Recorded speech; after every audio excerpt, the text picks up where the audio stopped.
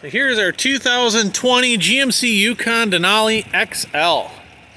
This truck came to us from an insurance company. Honestly, off the top of my head, I can't tell you what state it came from.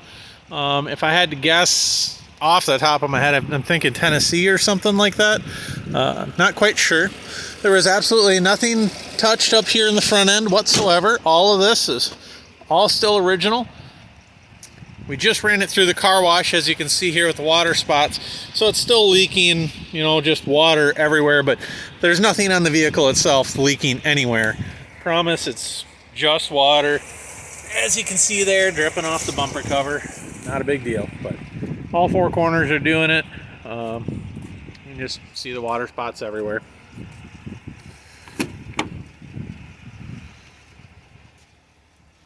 Nice clean truck. Only got 6,000 miles on it. I believe we've driven it about 1,000 miles here since the repairs. The repairs to this truck consisted of very simple, actually. It's just this rear bumper cover that was actually replaced. That is all. That is the only body panel. The tailgate's still original. Taillights are still original to the vehicle. Quarter panel's obviously still original to the vehicle. So the rear bumper cover is the only thing that was actually touched.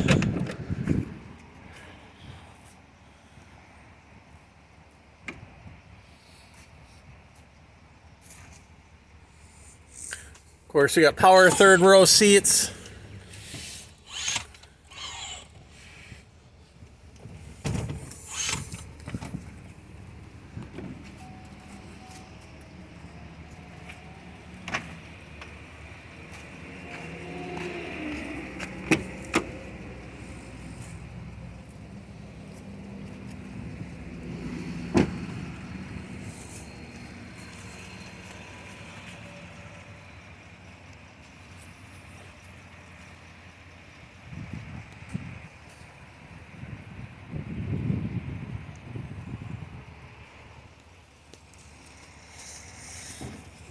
And here, looking up underneath the vehicle,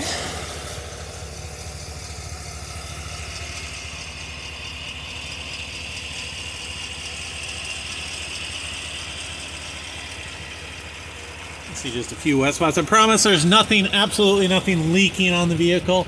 It was just the undercarriage spray here. We probably would have waited another half an hour or so, all of this would have been completely dry.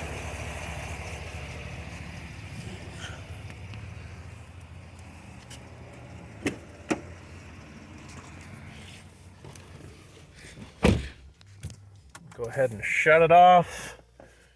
Put my seatbelt on. Open up the door just so everything powers down.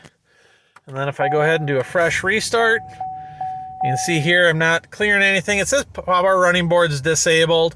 And then you can see the instrument cluster flashing, but I promise that's just the way my camera picks it up. If I hold it here and close versus back here, you can see somehow, I don't know if you're seeing that on your video feed or not, but I promise there's nothing flashing here at all, either in real life. It's just the way that my digital camera kind of picks up screens like this as well sometimes, or like the instrument knobs here, but I promise if I zoom in there, it's fine.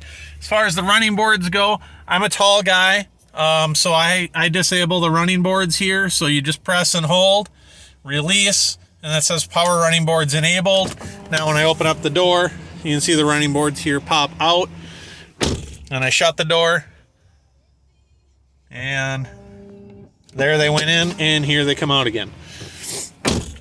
So just me being a tall guy, I always disable them just because it's easier for me to get in and out of the vehicle. So I'm going to go ahead and disable them again, but that just shows you there's absolutely nothing wrong there. Here we've got four-wheel drive. Of course, we can go into auto, 4 high, power windows, locks, doors, mirrors, heads-up display, heated steering wheel. Obviously, being a Denali, we have all the options here. Heated, cooled seats, push-button start, remote start, rear DVD, moonroof. It's got all the gadgets and gizmos. We'll take it out for a quick little drive, but as you can see, 6,309 miles currently on this beast.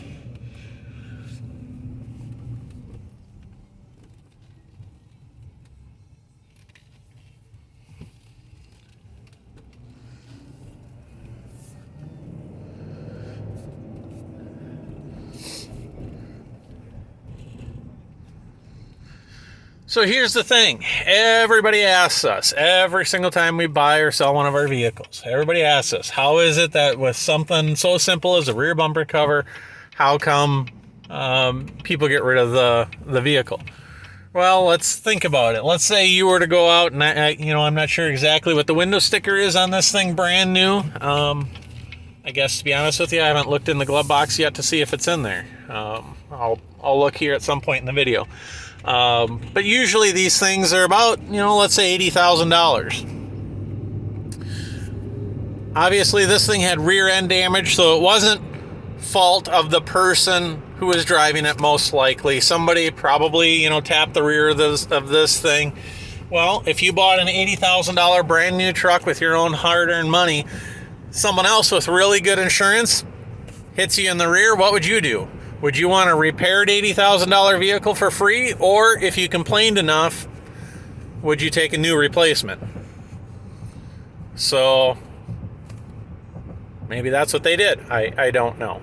I can tell you a lot of the times, a lot of the vehicles that we buy, we're able to track down the prior owners, and that is exactly what happened. Someone else caused the damage, and the vehicle owner's insurance company goes after them for full replacement, just because it's a brand spanking new vehicle and the owner doesn't want a repaired vehicle. They want a brand new vehicle that they had just purchased, because obviously you can sue for things like diminished value. One example, we had a Ferrari at one time, a Lamborghini at one time, small tree branch, put a little crease in it about that long, and the car itself only sustained about $3,000 worth of damage. Very, very minor damage for a car like that. However, the owner is saying that his $300,000 car repaired was going to be worth less because it was a repaired Lamborghini, which is true. It is. But there is no scientific data as far as how much less it is worth. So he may have been trying to sue for $100,000 or a new Lamborghini. Maybe he couldn't afford it. Who knows what the deal was. But we bought the car, had a salvage title. We ended up getting a rebuilt title, all because of a 3-inch little dent. So things like that do happen. I'll speed up here just a little bit. So here you can see we're doing highway speeds, letting go of the steering wheel, not touching it whatsoever. We're still going straight down the road. Still going straight down the road. Still going straight down the road. Still not touching the steering wheel. I'm gonna change lanes here though.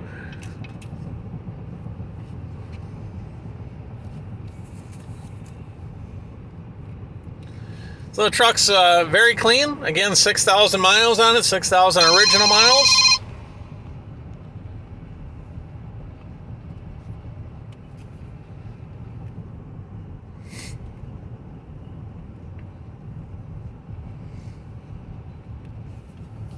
And again, there's nothing wrong with the cluster. It's just the way that my camera picks it up.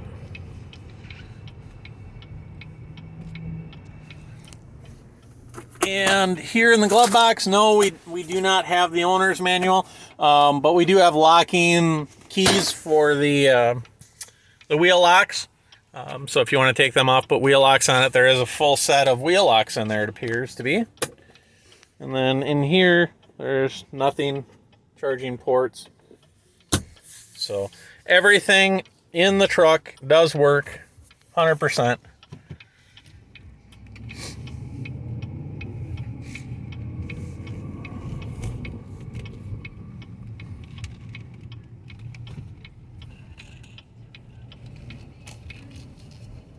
Switch it back to two-wheel drive.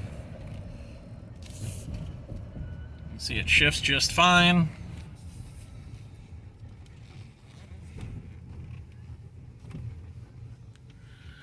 So that is all for our test drive. As always, if you have any questions, feel free to shoot us an email. Thank you very much and have a good day.